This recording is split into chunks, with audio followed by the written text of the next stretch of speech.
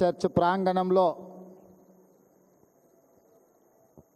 Merry Christmas పండుగను నిర్వహించుకోవడానికి విచ్చేసి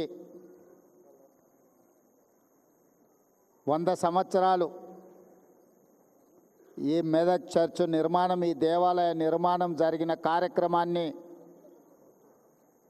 అద్భుతంగా నిర్వాహకులు నిర్వహించిన ఈ కార్యక్రమంలో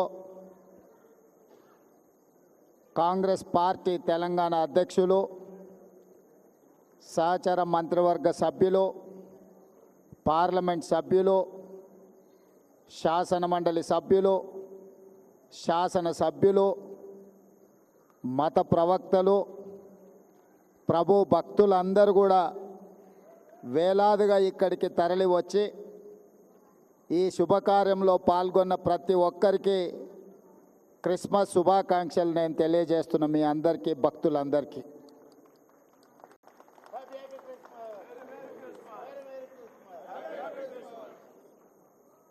ఈరోజు 2 శుభకార్యాలు ఇక్కడ మనం నిర్వహించుకుంటున్నాం.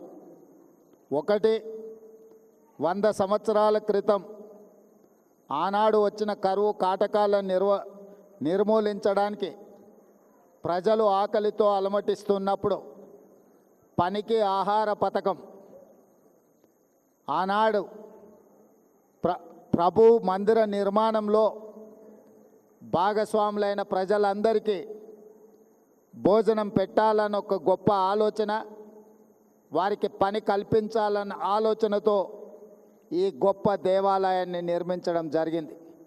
ఈ గొప్ప దేవాలయం దేశంలోనే ప్రముఖ, అదేవిధంగా 100 సంవత్సరాలు పూర్తి చేసుకొని ఒక గొప్ప దేవాలయంగా ఈరోజు పరిడవిల్లుతున్నది.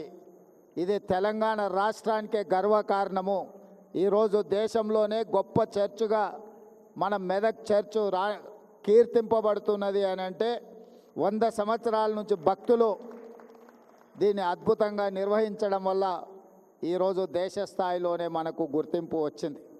అలాంటి 100 సంవత్సరాలు పూర్తి చేసుకున్న దేవాలయాన్ని భవిష్యత్తులో ఇంకా అద్భుతంగా నిర్వహించడానికి, అద్భుతంగా తీర్చిదిద్దడానికి ప్రభుత్వం దగ్గరికి స్థానిక శాసనసభ్యులు మైనంపల్లి రోహిత్, అదేవిధంగా మిత్రులు మైనంపల్లి హనుమంతరావు గారు నా దృష్టికి తీసుకొస్తే తప్పకుండా ఈ దేవాలయానికి సంబంధించిన ఎన్ని అవసరమైతే అన్ని నిధులను విడుదల చేయాలని మంత్రివర్గ సహచరుల అండతో, వారందరి సహకారంతో ఈరోజు నిధులను విడుదల చేయడం జరిగింది.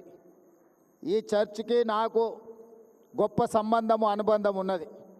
నేను పిసిసి అధ్యక్షుడిగా ఉన్నప్పుడు ఇక్కడికి పర్యటన చేసి ఇక్కడ దర్శించుకొని ఆనాడు నేను స్పష్టంగా చెప్పెళ్ళిన భక్తులకు, మళ్ళీ వచ్చే సంవత్సరం ముఖ్యమంత్రి హోదాలో ఈ చర్చకు తప్పకుండా వస్తాను,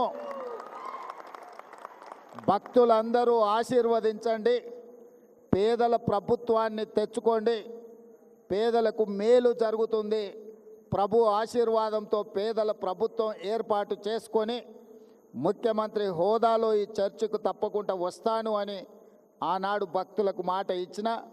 ఈరోజు చర్చ్ నిర్మాణం 100 సంవత్సరాలు పూర్తి చేసుకున్న సందర్భం, అదేవిధంగా క్రిస్మస్ పండుగ కూడా భక్తులందరి సమక్షంలో నిర్వహించుకోవాలని ఈరోజు ఇక్కడికి ప్రాంగణంకి రావడం జరిగింది. చాలా సంతోషదాయకమైన పండగ. మీ అందరినీ కలిసినందుకు నాకు చాలా సంతోషం కలిగింది.